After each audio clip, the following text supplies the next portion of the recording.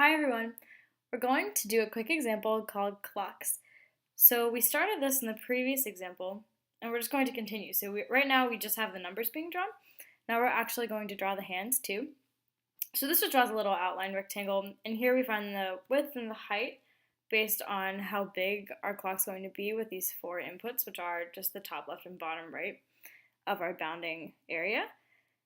So we just find the width and height of those, and then we use the minimum to find the radius of our clock so we can make it fit right inside of that rectangle.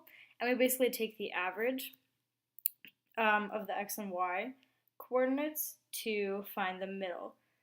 And then we just draw an oval there. And then a difference in this one is we're going to actually take into account the fact that the hour hand actually moves over a little bit in between the two numbers based on how many minutes have passed. And so that's what this line does. And then we find the hour angle and the hour radius and everything pretty much the same way that we did in this previous code. So once again, the x coordinate in TK enter starts right here, but our clock's sort of 0th position is actually here, which is pi over 2 over. So we take that into account, and then since there are 12 hours, we divide the total number of radians in the circle, which is 2 pi, by 12.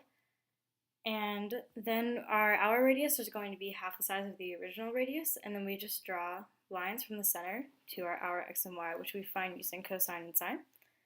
And then we do pretty much the exact same thing for the minute hand.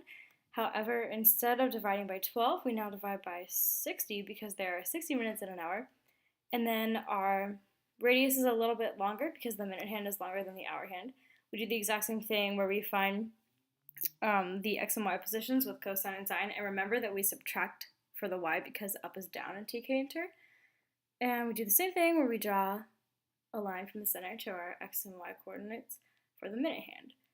And then inside of this function, we're using the helper function idea again, where we just have this clock function that takes in the left, top, right, and bottom. We can control how big our clocks are and where they're drawn that way.